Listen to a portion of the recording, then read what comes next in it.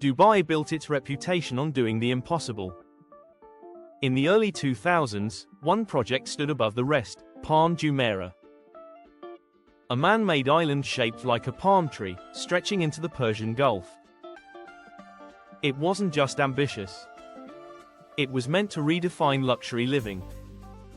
Developers promised beachfront villas, world-class hotels, and a lifestyle reserved for the global elite. Celebrities, investors, and wealthy buyers rushed in. Properties sold out before construction was even complete. The vision was clear. Create more coastline, attract global wealth, and cement Dubai as a symbol of modern excess. Billions were poured into dredging sand, building infrastructure, and marketing the dream. But behind the glossy ads and bold promises, cracks were already forming.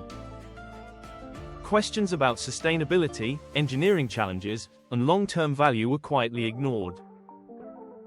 At the time, none of that mattered. Buyers weren't thinking about risks. They were thinking about status. Owning a villa on the Palm wasn't just real estate. It was a statement. Yet, as history has shown time and time again, when something grows too fast and too big, reality eventually catches up. And for Palm Jumeirah, that reality would be far more complicated than anyone expected.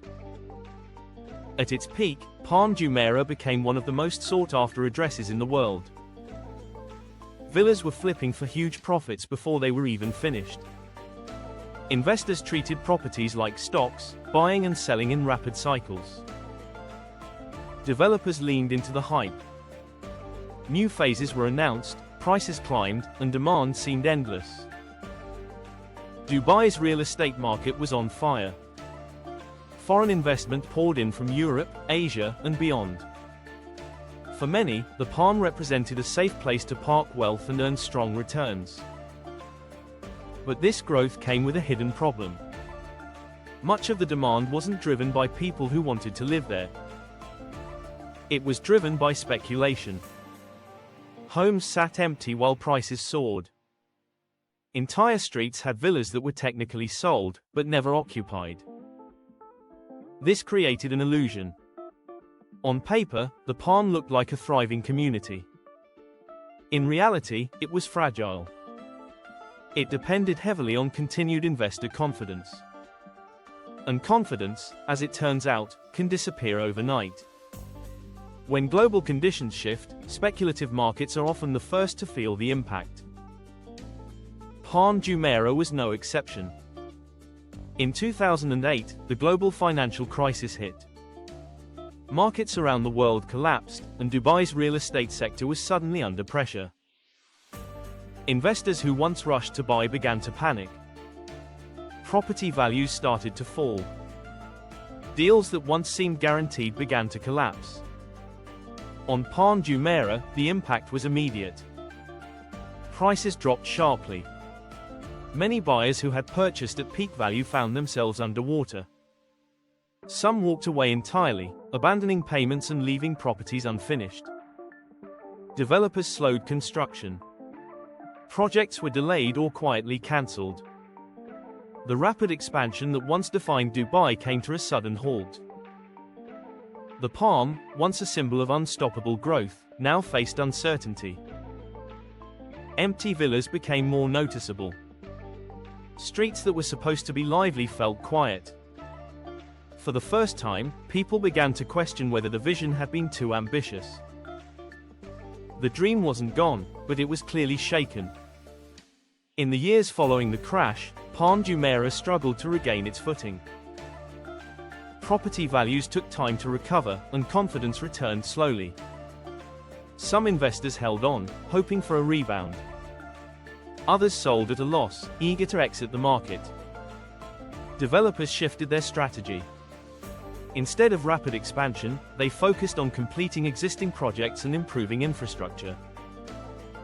Luxury hotels opened, adding life to the island. Tourism helped bring attention back to the Palm. But the scars remained. The idea of quick profits had faded. Buyers became more cautious. Vacant properties still existed, though not as visibly as before. Some villas changed hands multiple times without ever becoming true homes. The Palm was no longer just a symbol of ambition. It had become a lesson. A reminder that even the most impressive projects are not immune to economic realities. Today, Palm Jumeirah is far from abandoned. It remains one of Dubai's most iconic locations. High-end resorts, restaurants, and residents have brought energy back to the island. Property prices have recovered in many areas, and demand has returned, driven more by end users than pure speculation. However, the narrative of empty villas and abandoned dreams still lingers in public perception. Some properties do remain underutilized, often owned as secondary homes or investments rather than primary residences. This creates a unique environment. A place that can feel both vibrant and strangely quiet at the same time. The Palm's story is not one of total collapse, but of transformation. It evolved from a speculative hotspot into a more stable, lifestyle-driven market. And that shift may be its greatest strength moving forward. Palm Jumeirah is more than a real estate project. It's a case study in ambition, risk, and resilience.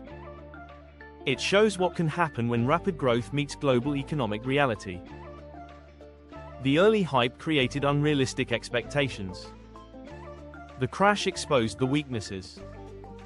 And the recovery demonstrated the importance of adaptability. For investors, the lesson is clear.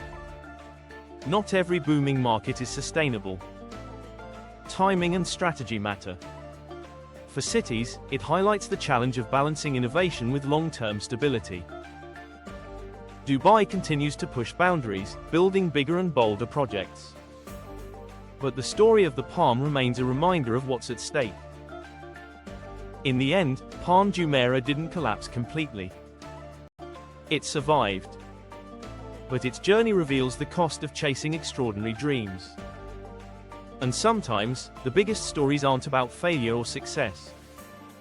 They're about everything in between.